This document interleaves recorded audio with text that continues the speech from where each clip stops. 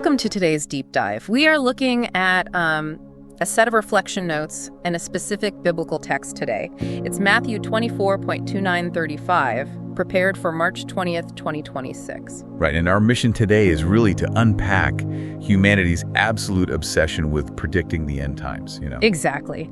And hopefully discover how to trade that kind of paralyzing anxiety for unshakable trust. So, to start, I want you to imagine it is December 31st, 1999. Oh man, Y2K and all that panic. Right. You are part of a group that is just completely convinced the biblical tribulation has arrived. So you gather everyone, you stay up all night, literally waiting for a loud trumpet call at midnight to signal the end of the world. And then the clock strikes 12. Nothing, just crickets. Yeah, that midnight anticlimax really highlights a bizarre contradiction in how people approach this specific text. Because, well, the source material points out that Jesus explicitly states he doesn't even know the day or the hour of his own return. Wait, if the text itself says the central figure of the religion doesn't know the timeline, aren't these predictors essentially claiming they have insider information that even Jesus lacks? They absolutely are. It is wildly ironic. I mean, how does anyone justify doing the math on that? They justify it because, honestly, the alternative is sitting with profound vulnerability. The reflection notes tie this constant date setting to three very specific fears generated by the text. Oh, interesting. What's the first one? The first is just the terror of a cosmic collapse. Like the imagery of the sun darkening and stars falling. Which is terrifying, obviously. Completely. And the second is the dread of personal failure during intense suffering. And finally, the ultimate fear of rejection, the fear of not being among the chosen when the angels gather them. Yeah, the fear makes total sense, but turning to a calculator feels like a really strange coping mechanism for spiritual dread. It does, but it's human nature. It reminds me of obsessively refreshing a weather app while a Category 5 hurricane is sitting off the coast.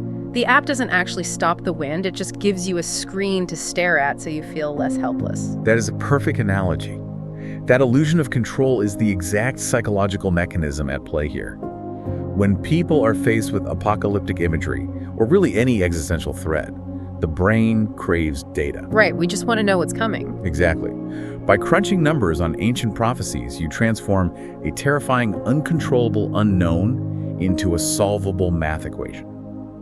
If you can map it, you feel like you can manage the threat. The math never works out, though. No, it really doesn't. So, since we clearly cannot hack the prophecy to gain control over the timeline, the source material has to offer a different way to process this massive uncertainty, right? It does. The notes shift the focus from human calculation to divine reliability. And they use this analogy of a fig tree to explain it. Okay, a fig tree, how does that work? So the text notes that when a fig tree's branch becomes tender and puts out leaves, you know summer is near. Oh, I see. You recognize the season. Right. You don't know the exact minute the solstice occurs, but you recognize the overarching conditions. You aren't meant to set a precise timer. I mean, the human brain hates that, though. We struggle to just observe overarching conditions. We want the granular data. We want the exact date of the solstice, not just the general vibe of the season. We really do crave the granular data, which is why the text provides a different kind of anchor to satisfy that need for security. What's the anchor? It's found in verse 35, which states, "Heaven and earth will pass away,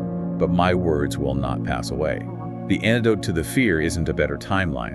It's shifting your trust to the permanence of those words. So the focus shifts entirely from surviving the cosmic storm to trusting the entity that outlasts it. Exactly.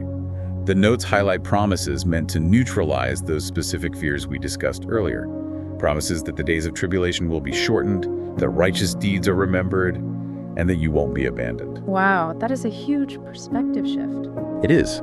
Instead of spending your mental resources trying to predict the unpredictable, the material suggests investing that energy into grounding yourself in what is permanent. That is so relevant for all of us. When your own future feels entirely uncertain, furiously refreshing that metaphorical weather app is just going to drain you. Completely.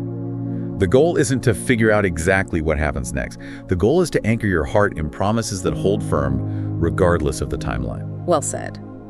So, to wrap up today, I want to leave you with a thought to ponder on your own. Consider this. If you stopped spending your energy worrying about exactly when or how your personal hardships will end, what could you build right now with the energy you save? That is a great question. Waiting for a trumpet that might not sound at midnight changes absolutely nothing about the morning. What you build today changes everything.